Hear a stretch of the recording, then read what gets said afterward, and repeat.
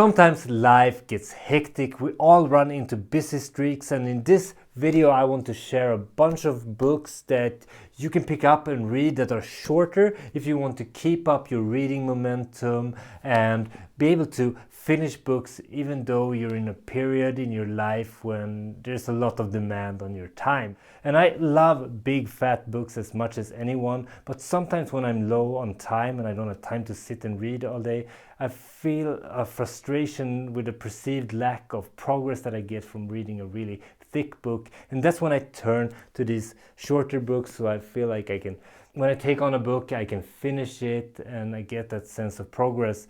I'm not saying that it's the amount of books that you read that is important. I don't believe that, but I believe that in order to maintain a good reading habit of reading every day, it's good to have a sense of progress, and sometimes that is lacking when you try to read really thick books, but your reading time is very limited, and that's when these short books come in handy. And these are 5 great books that will help you keep learning about the human nature and the human predicament, even though you are short on time.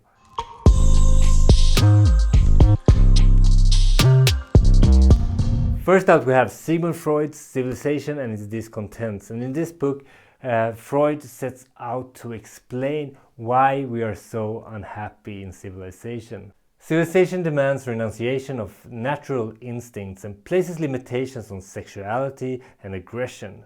Because of this, a portion of our happiness has to be sacrificed for social bonds and the greater good of human society. The guilt and anxiety that we feel is a consequence of this sacrifice. The writing is phenomenal, and the audiobook version is great as well if that's your thing. Freud, he feels like a distant observer in his writing, like an alien researcher orbiting Earth in a spacecraft, observing what humans do and how they behave. Reading Freud can feel like a daunting task, but this book is not that hard. It's actually very accessible, and it's also very short. It's only 60-ish pages, and it's a great starting point if you're interested in Freud. This is something you can handle even if you're short on time.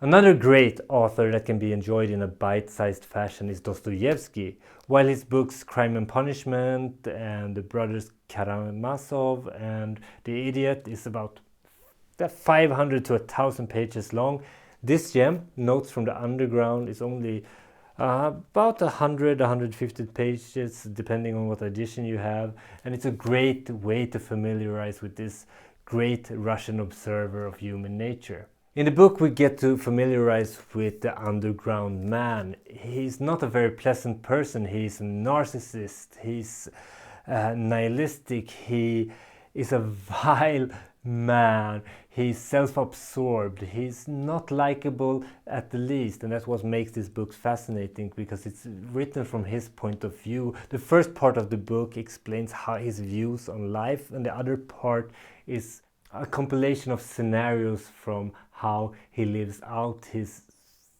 sick ideas of how the world works. I have an extended review. I think I have them of all of these books, and you can check that in the description below. And while you're down there, subscribe, like and share. This will help me reach more people with great books, so I appreciate it if you do that. Notes from the Underground by Fyodor Dostoevsky. Siddhartha by Hermann Hesse. This is actually one of my favorite books of all time. It's the story of a young man's spiritual quest. Siddhartha, he decides to leave his family for the contemplative life. He joins different spiritual groups in order to search for enlightenment. But with the years he grew restless and he is tired of his own asceticism, and he decides to discard the spiritual life for a life of the flesh. It's a short, sweet, wonderful book that I truly recommend. I've added Turning Pro to this list because it talks about 2 of my favorite topics, routine and creativity. It's an odd couple. You might not associate routine with creativity because creativity is associated with spontaneity and out-of-the-box thinking, while routine is more about something being scheduled and monotonous. But you need both in order to execute on a creative project. It's like Carl Newport says in his book Deep Work. We need to think like artists but work like accountants. And if you ever started a creative project, you've probably run into resistance, another big topic of this book. Resistance is that self-doubt. It's like a force that drives you towards distraction and procrastination whenever you try to take on your life's work or a creative endeavor that might be outside your comfort zone. And that's how we beat resistance. It's through routine. It's a great book. It might be the best book for someone who's super busy already, because this might be what pushes you to start that project that you've always dreamt of doing. It's about 100 pages, an easy read, really straight to the point. It's a great book. Man's Search for Meaning by Viktor Frankl. Frankl was the psychiatrist who developed logotherapy, a therapeutic approach that helps people find personal meaning with their life. But he was also a survivor of 4 Nazi death camps, and it's this personal experience of the Nazi death camps that brings so much weight to his arguments for the importance of having your own personal meaning and purpose in life. Why? Because if people living under some of the worst conditions humanity has ever known can find meaning in their suffering and the strength to keep on going, then we, who presumably are far better off, can surely do the same. It's a truly powerful book, and I've read it 2 times over. It's 150 pages, and this is a must-read for everyone. Let me know in the comments if you have any other tips for short books for people who are low on time. I would love to hear it.